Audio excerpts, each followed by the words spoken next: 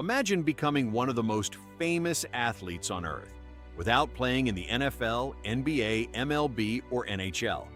Imagine billions of people recognizing your name, and imagine entire nations stopping what they're doing just to watch you play.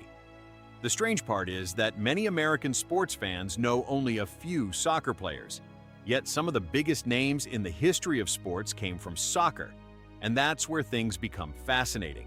Because understanding soccer isn't just about learning the rules. It's about understanding the people who transformed a game into a global obsession. So if you're getting ready to watch the World Cup, which players should you know? And why are their names still remembered decades later? To answer that, we need to start with a player whose influence went far beyond the sport itself: Pelé.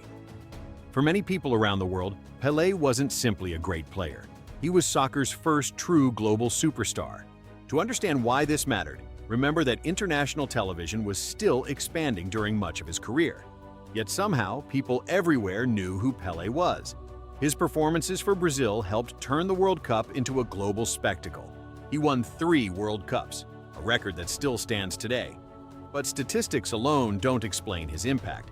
Pelé became a symbol of possibility, a player who seemed capable of doing things nobody else could imagine. And that's when soccer discovered something important.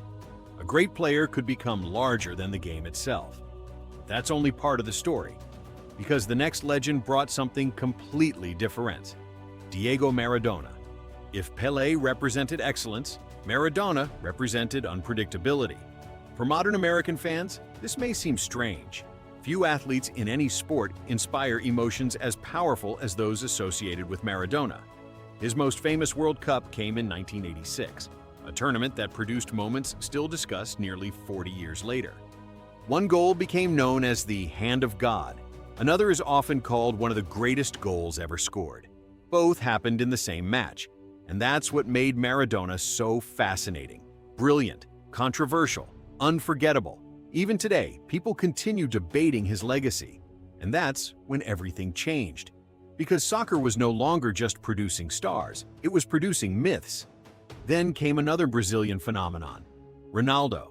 Not Cristiano Ronaldo, the original Ronaldo. For many younger fans, this can be surprising.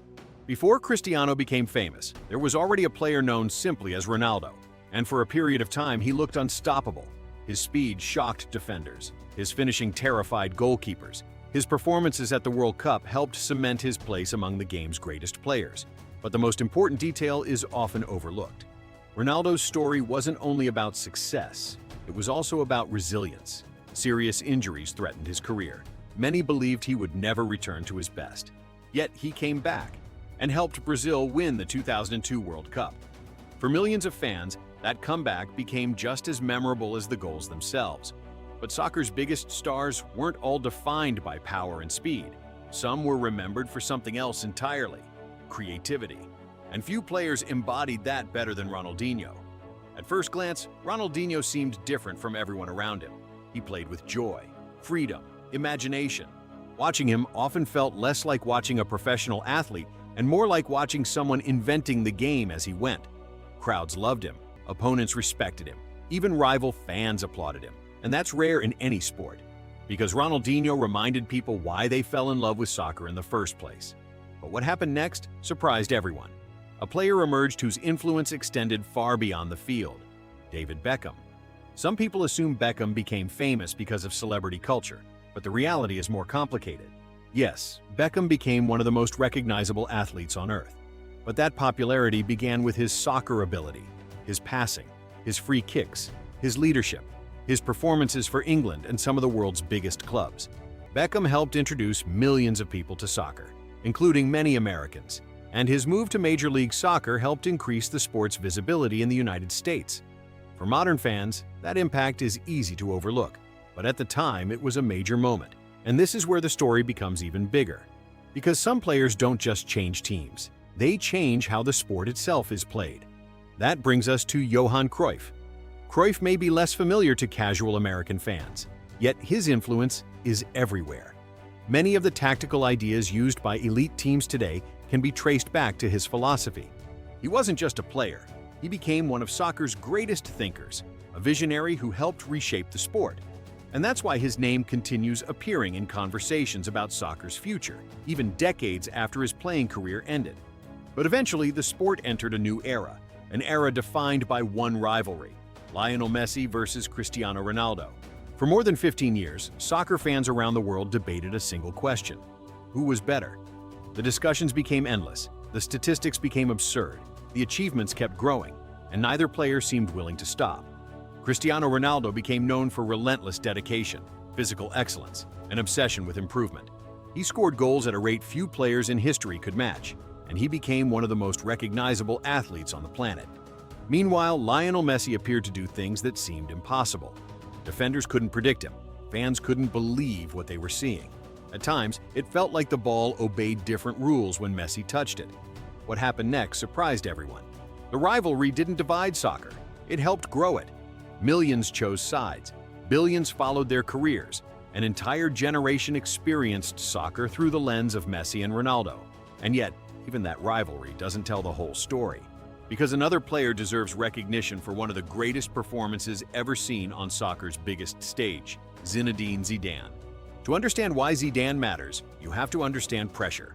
World Cups create enormous expectations. Few players have handled those moments better. His elegance on the ball made difficult things appear effortless.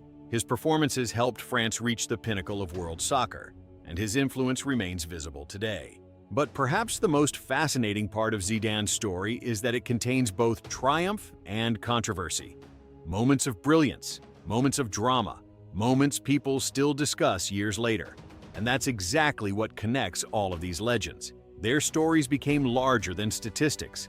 What most people believe is that famous soccer players are remembered because they scored goals or won trophies. But the reality is much bigger. They're remembered because they became symbols. Pelé symbolized possibility. Maradona symbolized passion. Ronaldo symbolized resilience. Ronaldinho symbolized joy. Beckham symbolized global influence. Cruyff symbolized innovation. Cristiano Ronaldo symbolized ambition. Messi symbolized genius. Zidane symbolized composure under pressure. And together they helped shape the sport watched by billions today. Because soccer isn't merely a game, it's a collection of stories. Stories passed from one generation to the next. Stories that connect people across countries, cultures, and languages. Every World Cup introduces new heroes. Every generation discovers new icons. But understanding these legends helps explain why the tournament means so much to so many people. Let me know in the comments. When you watch the World Cup, you're not just watching matches. You're watching the next chapter of a story that players like these helped create. And somewhere in the crowd, a young player may be taking the first step toward becoming the next global superstar. So, which of these legends surprised you the most? And if you're new to soccer, which player are you most excited to learn more about? Thanks for watching The World Game, and I'll see you in the next story.